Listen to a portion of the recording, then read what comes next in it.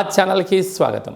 చూస్తున్న వీక్షకులకు ప్రేక్షకులకు ప్రియ కాళ భైరవ భగవద్బంధులకి స్వాగతం పలుకుతూ మమ్మల్ని ఎంతగానో ఆదరిస్తూ ఉండబడినటువంటి ప్రియ సోదర సోదరీమణులకు అందరిపైనను సనాతన ధర్మ సంరక్షకులకు జ్యోతిష్య అభిమానులకు అందరికీ కూడా స్వాగతం పలుకుతూ ద్వాదశ రాశుల్లో గ్రహ గమనాన్ని ఒకసారి వీక్షింపచేద్దాం.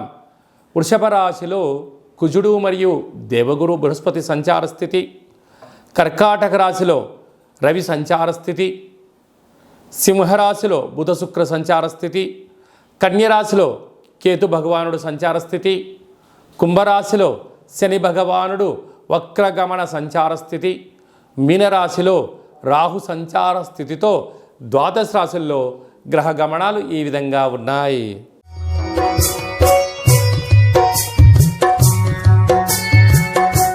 మీనరాశి వారికి ఒకవైపు ఏళ్లనాటి శని, కుంభరాశిలో శని భగవానుడు వక్రగమన ప్రయాణము, తృతీయంలో కుజుడు గురు సంచార స్థితి ఉన్నప్పుడు, వ్యయంలో శని భగవానుడు ఉన్నప్పుడు ఎలాంటి దోషాలు ఉంటాయి, అద్భుతమైన 16 రకాల యోగాలను సిద్ధులను ఎలా సొంతం చేసుకోవాలో ఈ వీడియోలో సవివరంగా సంపూర్ణంగా తెలుసుకుందాం.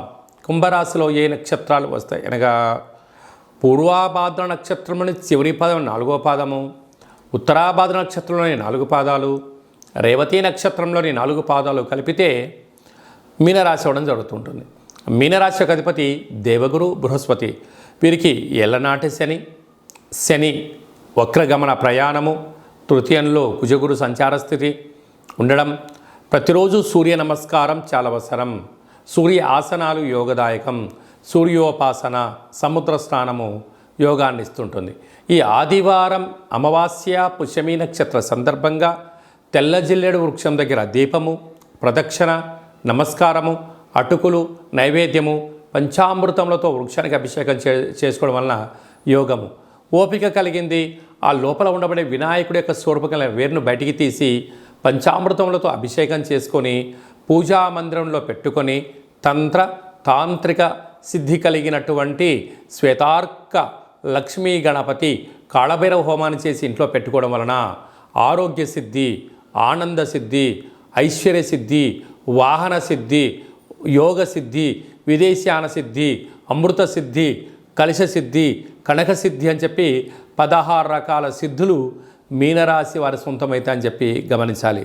కనుక మీ జన్మ నక్షత్రం రోజున అమావాస్య, కాళ అమావాస్య రోజున, ఈ కాళాష్టమి రోజున దూర వాయు జల ప్రయాణాలు పెట్టుకోవద్దు. రాతకోతలు, క్రయ విక్రయాలు అనుకూలించవు. యంత్రాలతో, ఆయుధాలతో, మాటలతో దయచేసి చెలగాటం ఆడవద్దు. వీలైనంత వరకు మౌనం, ధ్యానం, దానం, పక్షులకు, కాకులకు ఆహారాన్ని ఏర్పాటు చేయడం వల్ల శ్రీరామరక్ష, కుక్కలకు ఆహారాన్ని ఏర్పాటు చేయడం వల్ల రుణ సమస్యలు, రోగ సమస్యలు, శత్రు సమస్యలు తొలగిపోతాయని చెప్పి గమనించాలి.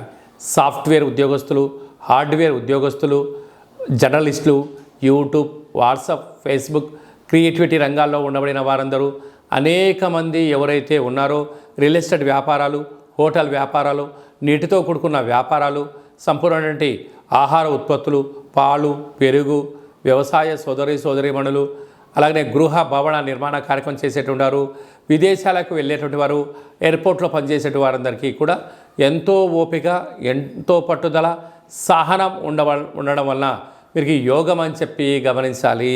ఈ వీడియో మీకు నచ్చినట్టయితే లైక్ చేయండి, షేర్ చేయండి, మా ఛానల్ని సబ్స్క్రైబ్ చేసుకోండి.